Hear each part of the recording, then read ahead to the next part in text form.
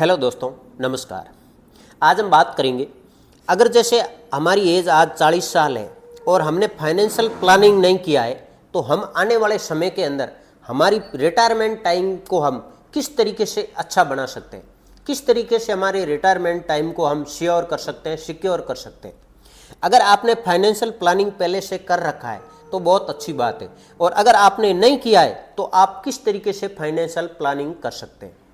क्योंकि आज हमारी एज अगर 40 साल है तो आने वाले समय के अंदर जैसे 50 साल एज होगी या 55 साल हमारी एज हो जाएगी तो उस समय हमारे बहुत सारे खर्चे भी होंगे, जैसे बच्चों की हायर एजुकेशन है, बच्चों की शादी के लिए पैसा चाहिएगा, या फिर हमारा रिटायरमेंट टाइम जब हो जाएगा तो उस समय भी हमारे को पैसे की ज़रूरत पड़ेगी, क्योंकि 60 साल के बाद में हम काम नहीं कर पाएंगे। और उस समय अगर हमारे पास पैसा हाथ में होगा तो हमारी ज़िंदगी आराम से निकल जाएगी, हम आराम से अपना रिटायरमेंट टाइम को एंजॉय कर सकते हैं। तो इसकी प्लानिंग हमें पहले से करनी होती है। जितना आप जल्दी फाइनेंशियल प्लानिंग करेंगे उतना आपके लिए ज़्यादा बेनिफिट रहेगा। आपसे एक रिक्वेस्ट है, अगर वीडियो आपको अच्छा लगे तो लाइक करें, चैनल को आप सब्सक्राइब करके ज़रूर रखें। अगर वीडियो अच्छा नहीं लगे तो आप डिसलाइक भी कर सकते हैं। आपको वीडियो कैसा लगा ये आप कमेंट भी कर सकते हैं। अब हम बात कर लेते हैं कि हमारे पास ऑप्शन क्या क्या रहते हैं, जैसे हम अगर फाइनेंशियल प्लानिंग करते हैं तो। अब ज़्यादातर लोग आज के समय के अंदर, आज भी बहुत सारे लोग हैं वो सेविंग अकाउंट के अंदर पैसा रखते हैं, क्योंकि इससे ज़्यादा नॉलेज का अभाव है। हमें पता भी नहीं है कि हमें ज़्यादा इन्वेस्टमेंट कहाँ पर करना चाहिए, कहाँ हमें ज़्यादा रिटर्न मिलेगा। तो ज़्यादातर हम लोग क्या करते हैं, आज के समय के अंदर भी सेविंग अकाउंट में पैसा रखते हैं। अब सेविंग अकाउंट के अंदर हमें जो रिटर्न मिल रहा है वो 2.7% मान सकते हैं, यही हमें सेविंग अकाउंट में मिलता है, इससे ज़्यादा हमें मिलता नहीं है। अगर हम इसे छोड़कर अगर कोई एफडी के अंदर पैसा लगा देते हैं कि भाई सेविंग के अंदर पैसा कम मिल रहा है, हमें रिटर्न कम मिल रहा है, हमारे पास पैसा है, तो हम उस पैसे को एफडी के अंदर डाल देते हैं। अच्छी बैंक की स्कीम है, मैं ये नहीं कह रहा हूँ कि एफडी अच्छी नहीं है, यहाँ पर आपको लगभग 5 से 7% का रिटर्न मिल जाएगा। या फिर हम करते हैं ये आरडी के अंदर भी लोग पैसा रखते हैं, पैसा लगा कर रखते हैं, तो आरडी के अंदर भी आपको जो रिटर्न मिल रहा है ये 6 से 7% यहाँ भी आपको मिल जाएगा। या फिर आप पीपीएफ के अंदर भी लोग पैसा लगा कर रखते हैं, तो पीपीएफ के अंदर भी आपको लगभग 7% का रिटर्न आपको मिल जाता है। अब यहाँ पर हमें ज़्यादा से ज़्यादा रिटर्न मिल रहा है, ये 7% मिल रहा है। अब 7% के रिटर्न से हम महंगाई को बीट नहीं कर पाएंगे। हमारा जो इन्फ्लेशन चल रहा है ये भी आज आप देखेंगे तो लगभग 5 से 6% का इन्फ्लेशन चल रहा है। अब ये ऊपर नीचे होता रहता है, मैंने एक एवरेज लिया है कि कभी 5, 6, 6.5, 5.5, ये इस तरीके का इन्फ्लेशन आने वाले समय के अंदर भी रहेगा, क्योंकि महंगाई को रोकना हमारे हाथ में नहीं है, इन्वेस्टमेंट करना हमारे हाथ में। तो हम स्मार्टली इन्वेस्टमेंट किस तरीके से कर सकते हैं कि इस महंगाई को हम बीट कर सके आने वाले समय के अंदर। अब यहाँ पर अगर हम इन्वेस्टमेंट करेंगे तो यहाँ हमें ज़्यादा से ज़्यादा 7% रिटर्न मिल रहा है, और महंगाई भी लगभग 6% तक मान सकते हैं, तो यहाँ हमें कितना मिलेगा, लगभग 1 या 1.5% का हमें एक्स्ट्रा मिल रहा है, क्योंकि इससे ज़्यादा तो हमें मिल नहीं रहा है। तो 1-1.5% के रिटर्न से हम हमारा फाइनेंशियल प्लानिंग किस तरीके से करेंगे, बहुत मुश्किल है होना। तो इसके अलावा हमारे पास और कौन से ऑप्शन रहते हैं जहाँ पर हमें रिटर्न ज़्यादा मिले। अब आपको पैसे को वहाँ पर इन्वेस्टमेंट करना चाहिए, जैसे यहाँ महंगाई चल रही है 5 से 6%, इससे कम डबल या ट्रिपल रिटर्न मिले वहाँ पर आपको इन्वेस्टमेंट करना चाहिए। नहीं तो आप महंगाई को हम बीट नहीं कर पाएंगे, आने वाले समय के अंदर भी ये महंगाई ऐसे ही चलेगी। अब पैसे को कई गुना ज़्यादा मल्टीप्लाई करना है, कई गुना ज़्यादा बढ़ाना है, तो ये हमें स्मार्टली सोचना पड़ेगा कि हमें इन्वेस्टमेंट कहाँ पर करना चाहिए। अब दूसरा ऑप्शन हमारे पास रहता है जहाँ हमें ज़्यादा रिटर्न मिल सकते हैं, वो है म्यूचुअल फंड। म्यूचुअल फंड का पैसा है ये इक्विटी में लगता है, स्टॉक मार्केट में लगता है, और वहाँ पर फंड मैनेजर होते हैं, वो हमारे पैसे को मैनेज करते हैं। हम जो पैसा लगाते हैं वो फंड मैनेजर को देते हैं, और फंड मैनेजर ये पैसा लगाते हैं स्टॉक मार्केट के अंदर। तो हम पैसे को म्यूचुअल फंड के अंदर इन्वेस्टमेंट कर सकते हैं। अब इसके अंदर आप प्लानिंग किस तरीके से करेंगे, तो आप 6,000 रुपये की SIP स्टार्ट कर सकते हैं। आप कोशिश करें 3 म्यूचुअल फंड के अंदर 6,000 रुपये की SIP करें, 2-2 हज़ार रुपये की SIP 3 म्यूचुअल फंड के अंदर आप करेंगे तो आप 6,000 रुपये की मंथली SIP स्टार्ट कर सकते हैं। और इसके अंदर आपको अच्छा रिटर्न भी मिलेगा। अब हम बात कर लेते हैं कि वो कौन कौन से म्यूचुअल फंड है जिसके अंदर हमें प्लानिंग करना चाहिए। यहाँ जो भी मैं बता रहा हूँ ओनली एजुकेशन पर्पज बता रहा हूँ कि आप इस तरीके से प्लानिंग कर सकते हैं, कोई मेरा रिकमेंडेशन नहीं है। हमारे देश के अंदर बहुत सारे म्यूचुअल फंड है, आप कहीं पर भी इन्वेस्टमेंट कर सकते हैं। अगर आपको पता नहीं है तो आप अपने फाइनेंशियल एडवाइजर की सलाह ले सकते हैं। अब मैं आपको बताता हूं कि आप कहां पर इन्वेस्टमेंट कर सकते हैं। जैसे अगर आप 6,000 रुपये मंथली एसआईपी करना चाहते हैं तो आप 3 म्यूचुअल फंड के अंदर इन्वेस्टमेंट कर सकते हैं। तो सबसे पहला आप म्यूचुअल फंड ले सकते हैं, वो ले सकते हैं इक्विटी हाइब्रिड फंड के अंदर। अब हाइब्रिड फंड के अंदर किसी भी म्यूचुअल फंड का आप हाइब्रिड फंड ले सकते हैं, तो उसके अंदर आपको हाइब्रिड के अंदर रिस्क कम रहेगा।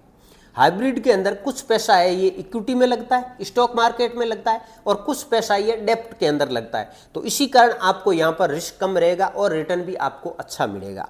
अब आप हाइब्रिड के अंदर कौन सा म्यूचुअल फंड ले सकते हैं, जैसे एसबीआई इक्विटी हाइब्रिड फंड। ये फंड 1995 से चल रहा है, लगातार ये फंड 29 साल से चल रहा है और इसने लगातार का जो रिटर्न दिया है ये 15% का रिटर्न लगातार दिया है। एसबीआई का है तो हमें भरोसा भी है कि एसबीआई हमारे देश का सबसे बड़ा फंड हाउस है। तो आप पहला म्यूचुअल फंड ले सकते हैं, वो ले सकते हैं एसबीआई इक्विटी हाइब्रिड फंड। उसके बाद आप ले सकते हैं दूसरा म्यूचुअल फंड, कोई भी एक मिड कैप कैटेगरी का, उसके अंदर आप 2,000 रुपये की एसआईपी स्टार्ट कर सकते हैं। अब मिड कैप म्यूचुअल फंड के अंदर आपके पास बहुत सारे ऑप्शन है। मैं आपको यहाँ बता सकता हूँ कि आप एचडीएफसी मिड कैप फंड के अंदर इन्वेस्टमेंट कर सकते हैं। अब एचडीएफसी मिड कैप फंड का पिछले 12 साल का रिटर्न है, ये रिटर्न दिया है लगभग 20% का। अब एचडीएफसी मिड कैप फंड है, इसका आप एयू में देखेंगे, फंड की साइज देखेंगे तो ये लगभग 73,000 करोड़ रुपए इस फंड के अंदर लगे हुए हैं। बहुत बड़ा फंड है, बहुत लोगों का भरोसा है, तभी लोग पैसा इन्वेस्टमेंट करते हैं और लंबे समय के अंदर इसने शानदार रिटर्न दिया है। उसके बाद अगर आप मिड कैप कैटेगरी के अंदर देखेंगे तो आप एक्सिस मिड कैप फंड को भी ले सकते हैं। इसका भी पिछले 12 साल का रिटर्न है, ये रिटर्न है 18% का लगभग। लगातार इसने पिछले 12 साल के अंदर 18% का रिटर्न मेंटेन किया है। तो दोनों में से जो भी आपको अच्छा लगे वो आप म्यूचुअल फंड अपने पोर्टफोलियो के अंदर शामिल कर सकते हैं। उसके बाद तीसरा म्यूचुअल फंड आप ले सकते हैं, वो ले सकते हैं स्मॉल कैप कैटेगरी का। किसी भी small cap category mutual fund के अंदर आप 2,000 रुपये की एसआईपी स्टार्ट कर सकते हैं। उसके अंदर आपको ऑप्शन मिल जाएगा जैसे Nippon India small cap fund. इसने पिछले 12 साल के अंदर जो रिटर्न दिया है ये दिया 24% का। बहुत शानदार म्यूचुअल फंड है और बहुत ही शानदार इसने रिटर्न भी दिया है। अब निपॉन इंडिया स्मॉल कैप का अगर हम एयूएम देखेंगे, फंड की साइज देखेंगे तो 57,000 करोड़ रुपए इस फंड के अंदर लगे हुए। उसके बाद दूसरा ऑप्शन आपके पास रहेगा एसबी स्मॉल कैप फंड। तो इसने भी पिछले 12 साल के अंदर जो रिटर्न दिया ये 23% का रिटर्न दिया है। तो दोनों में से आप कोई भी एक म्यूचुअल फंड ले सकते हैं स्मॉल कैप के अंदर, और दोनों में से आप ले सकते हैं कोई भी एक म्यूचुअल फंड वो मिड कैप के अंदर। अब मिड कैप के अंदर भी मैंने आपको 2 म्यूचुअल फंड बताए, इसमें से कोई भी एक म्यूचुअल फंड के अंदर आप एसआईपी स्टार्ट कर सकते हैं। और स्मॉल कैप कैटेगरी के अंदर भी 2 मैंने म्यूचुअल फंड आपको बताए, उसमें से आप कोई भी एक म्यूचुअल फंड के अंदर एसआईपी स्टार्ट कर सकते हैं। तो इस तरीके से आप 6,000 रुपये की एसआईपी स्टार्ट कर सकते हैं। जैसे इक्विटी हाइब्रिड फंड हो गया, दूसरा हो गया मिड कैप कैटेगरी के अंदर आप 2,000 रुपये की एसआईपी स्टार्ट कर सकते हैं, और स्मॉल कैप म्यूचुअल फंड के अंदर भी 2,000 रुपये की आप एसआईपी स्टार्ट कर सकते हैं। तो यहाँ आपकी एसआईपी हो जाएगी ये 6,000 रुपये की मंथली एसआईपी आप कर सकते हैं। अब यहाँ जो हमें रिटर्न मिल रहा है ये एवरेज रिटर्न आप देख सकते हैं कि जैसे स्मॉल कैप कैटेगरी के अंदर आप जाएंगे तो 23 से 24% का रिटर्न है पिछले 12 साल का। मिड कैप के अंदर अगर आप जाएंगे तो 18 से 20% का आपको लगातार रिटर्न मिल जाएगा, और हाइब्रिड कैटेगरी के अंदर आपको 15% का यहाँ रिटर्न मिल रहा है। तो अगर हम एवरेज तीनों का रिटर्न माने तो लगभग हम यहाँ मान सकते हैं 19%, या फिर हम 18% ही अगर इसको मानकर चलते हैं तो आने वाले 15 से 20 साल के अंदर ये हमारा पैसा कितना होगा ये हम कैलकुलेट करके देखते हैं। अभी हम आ गए एसआईपी कैलकुलेटर के ऊपर। अगर आप लमसम पैसा लगाते हैं, एक साथ पैसा लगाते हैं, तो आप लमसम कैलकुलेटर को यूज कर सकते हैं, और अगर आप एसआईपी करते हैं मंथली तो आप एसआईपी कैलकुलेटर को यूज करके देख सकते हैं कि आपका पैसा आने वाले समय के अंदर कितना ग्रो हो सकता है। यहाँ हम SIP लगा रहे हैं, ये 6,000 रुपये की SIP है और रिटर्न हमने यहाँ माना है एवरेज रिटर्न, ये 18% का अगर हम एवरेज रिटर्न माने और इसको हम प्लानिंग करेंगे 15 साल के अंदर। 15 साल तक अगर हम 6,000 रुपये की SIP रखते हैं कंटिन्यू, तो ये हमारा पैसा कितना होगा, ये हम कैलकुलेट करके देखते हैं। अब हम इसको कैलकुलेट करते हैं। अब जैसे हमारी 6,000 रुपये की SIP है, 18% का हमने CAGR रिटर्न माना है, 15 साल तक ये हमने इन्वेस्टमेंट कंटिन्यू किया है, तो इस हिसाब से हमारा इन्वेस्टमेंट अमाउंट है ये हो जाएगा 10,80,000 रुपये हम इसके अंदर इन्वेस्टमेंट कर देंगे और 10,80,000 रुपये के ऊपर 15 साल के अंदर जो हमें रिटर्न मिलेगा ये हो जाएगा 44,35,253 रुपये।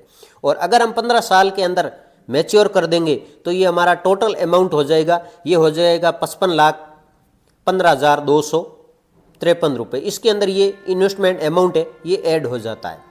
अब हम ये देखते हैं कि चलो हमने 15 साल का ये रिटर्न माना है, अगर हम इसको कंटिन्यू रखते हैं 20 साल तक तो ये हमारा पैसा और ज़्यादा ग्रो हो सकता है।